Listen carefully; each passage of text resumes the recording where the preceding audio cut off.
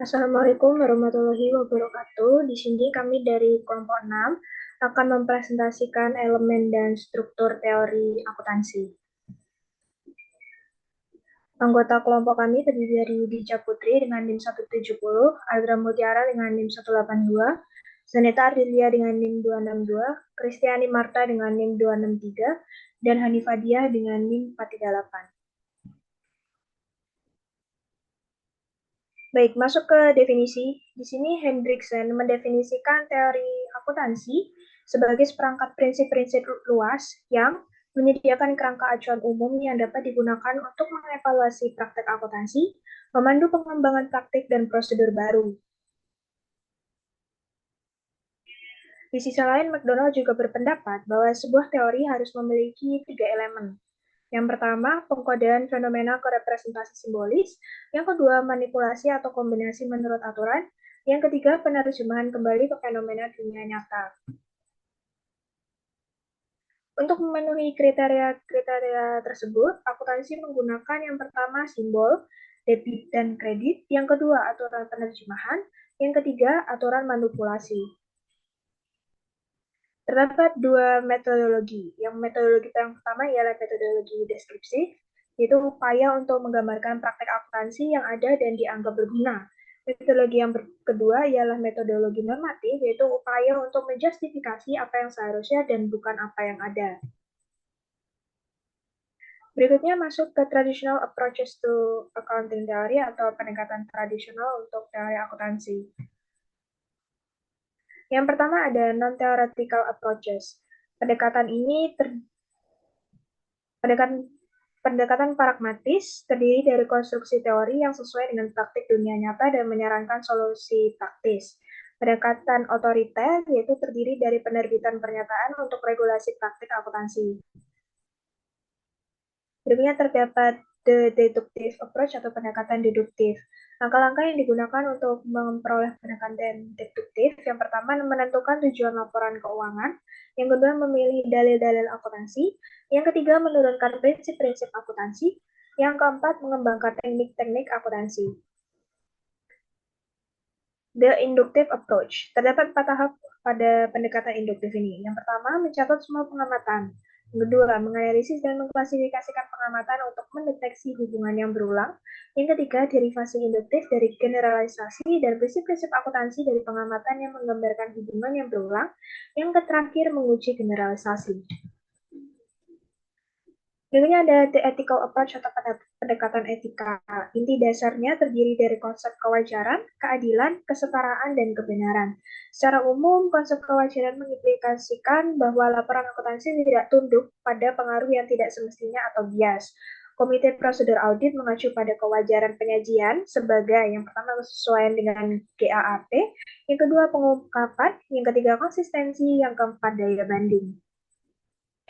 Berikutnya the sociological approach atau pendekatan sosial menekankan pada dampak sosial dari teknik akuntansi. Menurut pendekatan ini, suatu prinsip atau teknik akuntansi dievaluasi penerimaannya berdasarkan dampak laporannya terhadap semua kelompok dalam masyarakat, mengimplikasikan bahwa data akuntansi akan berguna dalam membuat penilaian kesejahteraan sosial. Berikutnya the economic approach atau pendekatan ekonomi menekankan pada pengendalian perilaku indikator ekonomi makro yang dihasilkan dari penggunaan berbagai teknik akuntansi.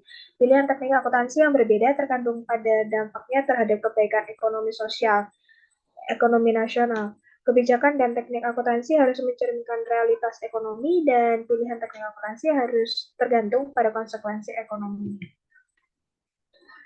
Yang terakhir ialah eclectic approach, yang secara umum perumusan teori akuntansi dan pengembangan prinsip-prinsip akuntansi mengikuti pendekatan eklektik atau kombinasi dari berbagai pendekatan, bukan hanya satu aliran saja. Baik, selanjutnya akan membahas dengan the nature of accounting various image.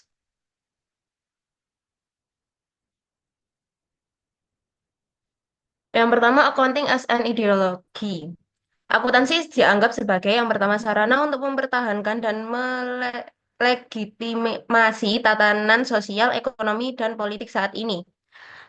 Karl Marx berpendapat bahwa akuntansi melanggengkan bentuk untuk kesadaran palsu dan mengaburkan daripada mengungkapkan sifat sebenarnya dari hubungan sosial. Yang kedua, akuntansi telah dianggap sebagai mitos, simbol, dan ritual yang memungkinkan terciptanya tatanan simbolik di mana agen sosial dapat berinteraksi. Kemudian ada instrumen rasionalitas ekonomi dan alat sistem kapitalis.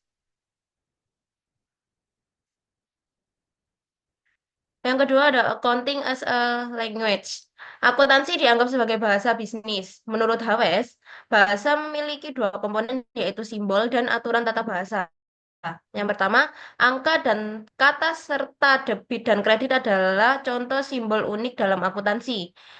Yang kedua, dalam akuntansi, aturan tata bahasa mengacu pada serangkaian prosedur umum yang digunakan.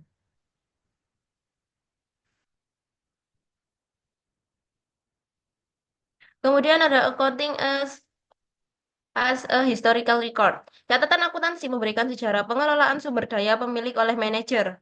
Pengukuran konsep pengelolaan telah berkembang seiring waktu dalam periode yang pertama masa penitipan murni, yang kedua periode penjagaan tradisional, yang ketiga periode pemanfaatan aset, dan yang terakhir periode terbuka.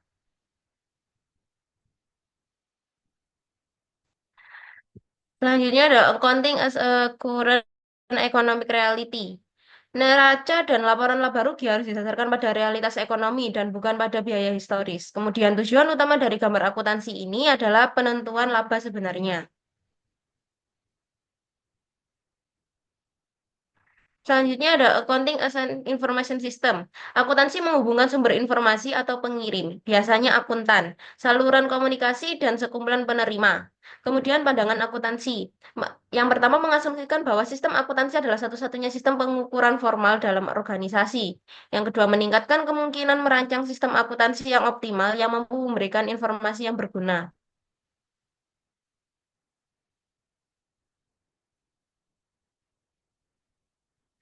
Accounting as a commodity. Akuntansi ada karena informasi khusus dibutuhkan dan akuntan bersedia dan mampu menghasilkannya.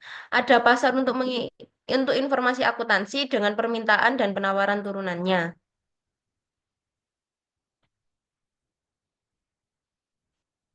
Kemudian yang terakhir ada the nature of accounting theory. Tujuan utama teori akuntansi adalah untuk menyediakan dasar bagi prediksi dan penjelasan perilaku dan peristiwa akuntansi.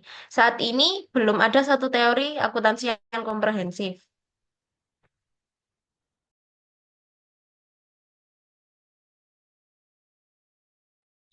Baik, di sini saya akan melanjutkan tentang hipotesis misrepresentasi. Jadi, hipotesis sendiri yaitu hipotesis menurut ahli Sugiyo, yaitu menjelaskan bahwa hipotesis merupakan jawaban yang sifatnya sementara terhadap rumusan masalah penelitian, yang dimana rumusan masalah tersebut sudah dinyatakan dalam bentuk pertanyaan. Hipotesis disebut sementara karena jawaban yang diberikan baru berdasarkan pada teori.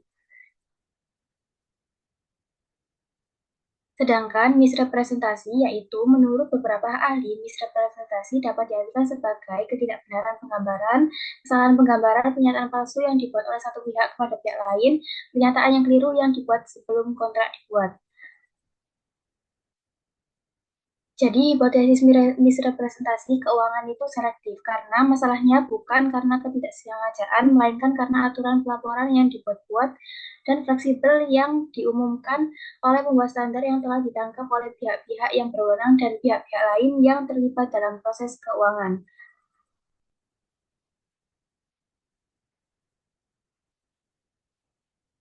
Jadi mengapa sih misrepresentasi keuangan ini selektif untuk disukai? Jadi para manajer itu lebih memilih standar pelaporan yang longgar karena menginginkan yang pertama pergeseran pendapatan antar tahun atau yaitu bonus. Yang kedua mengesankan para pemegang saham. Yang terakhir yaitu melindungi pekerjaan mereka dengan mencegah pengambil alihan pemegang saham. Diuntungkan dengan standar yang lebih rendah karena hal ini menurunkan volatilitas laba yang dilaporkan sehingga meningkatkan nilai perusahaan. Jadi auditor lebih memilih aturan ini untuk keselarasan klien, yaitu penentu standar lebih memilih misrepresentasi keuangan untuk perlindungan diri dan altruisme. Dan para akademisi mungkin menyukai hipotesis ini karena memberikan kesempatan untuk lebih banyak teori dan proposal. Mengisolasi proses penetapan standar. Revisi 6 menyarankan hal berikut ini. Yang pertama, mendidik masyarakat. Yang kedua, meningkatkan proses untuk memilih dan memantau para penentu standar. Selanjutnya, menetapkan peraturan kendaraan baru. Yang terakhir, menciptakan kemandirian bagi para penentu standar.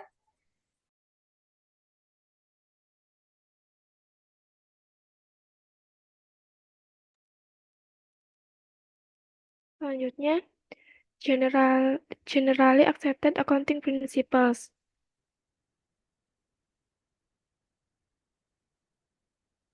Ada 3 prinsip akuntansi yang berlaku secara umum, yaitu yang pertama, kerangka implisit di mana akuntansi dipraktikkan. Yang kedua, panduan bagi profesi akuntansi dalam pemilihan teknik akuntansi dan penyusunan laporan keuangan.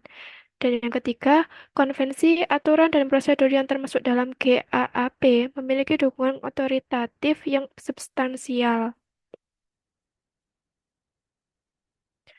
Sumber utama GAAP pada Amerika Serikat yaitu yang pertama, Financial Accounting Standard Board, Statement of Financial Accounting Standard. Yang kedua, Accounting Principles Board Opinions. Yang ketiga, The American Institute of Certified Public Accountants. Yang keempat, Accounting Research Bulletins. Lalu ada sumber GAAP Australia. Yang pertama, Corporation Law. Yang kedua, Approved Accounting Standards. Yang ketiga, Australian Accounting Standard. Yang keempat, Statement of Accounting Concept.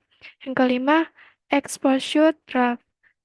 Keenam, Accounting Guidance Release. Dan yang ketujuh, ASIC Practice Notes and Policy Statement.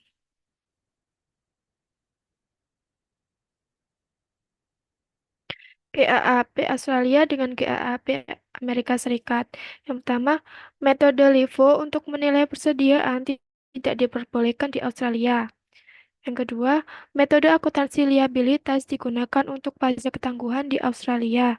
Yang ketiga, metode akuntansi penyatuan kepentingan untuk penggabungan usaha tidak diperbolehkan di Australia. Yang keempat, perubahan kebijakan akuntansi atau standar akuntansi baru tidak dapat diterapkan secara retroaktif di Australia. Yang kelima, aset non-lancar dapat dinilai kembali ke nilai pasar di Australia. Yang keenam, peraturan nilai lancar lainnya lebih luas diterapkan di Australia daripada di Amerika Serikat. Dan yang terakhir, kriteria pengakuan untuk aset, kewajiban, pendapatan, dan beban kurang ketat di Australia daripada di Amerika Serikat.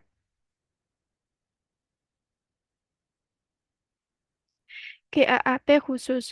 Perubahan persepsi terhadap GAAP. Yang pertama, tidak dilihat sebagai seperangkat aturan pengukuran yang kaku.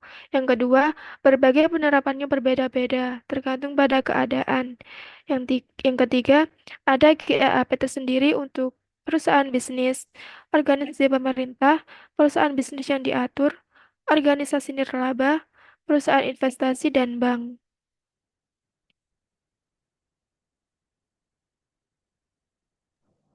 Baik, selanjutnya ada GAP khusus atau OCBOA. GAP memberikan keseragaman dan juga komparabilitas, sedangkan GAP khusus memberikan fleksibilitas dan jalan yang lebih baik untuk menangani keadaan yang berbeda-beda. Dan OCBOA berguna dalam keadaan yang unik dan mengurangi standar kelebihan beban. Selanjutnya ada Little GAAP versus Big GAAP. Jadi menurut SAC 1, ukuran perusahaan adalah faktor penting dalam kepatuhan. Ukuran perusahaan sendiri dapat ditentukan dengan menggunakan 3 kinerja. Yang pertama, pemisahan kepemilikan dari pengendalian, lalu ada semakin besar kepentingan ekonomi atau politik dari suatu entitas, maka semakin besar kemungkinan terdapat penggunaan eksternal. Dan yang ketiga ada karakter keuangan yang termasuk omset penjualan dan juga utang. Masih pada bahasan yang sama, masalah utama interpretasi dengan kriteria SAC 1 adalah bahwa kriteria tersebut diekspresikan dalam istilah kualitatif dan bukan dalam istilah-istilah kuantitatif. APS 1 menyediakan daftar pengecualian, namun pengecualian tersebut tidak selalu didenominasi berdasarkan ukuran, melainkan berdasarkan kepemilikan.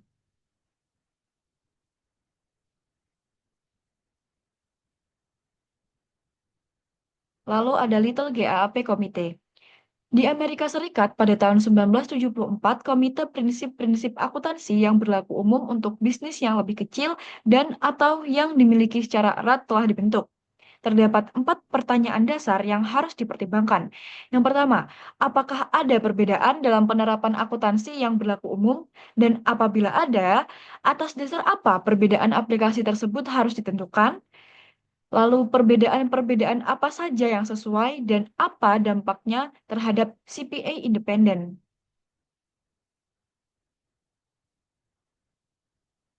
Selanjutnya, keberatan memiliki 2 aset GAAP. Perbaikan atas pelaporan kepada suatu kelompok pengguna juga harus menghasilkan pelaporan yang lebih baik kepada kelompok lain. Semua perubahan beroperasi dalam lingkungan yang sama, menghadapi kondisi ekonomi yang sama, dan juga memiliki jenis transaksi yang sama. Persyaratan akuntansi yang berbeda untuk perusahaan-perusahaan yang berbeda dalam suatu kelompok industri dapat mendistorsi perbandingan keuangan. Lalu, sebagian besar perusahaan swasta pada akhirnya dapat menjadi perusahaan publik. Sekian dari kelompok kami. Mohon maaf apabila ada salah kata. Wassalamualaikum warahmatullahi wabarakatuh.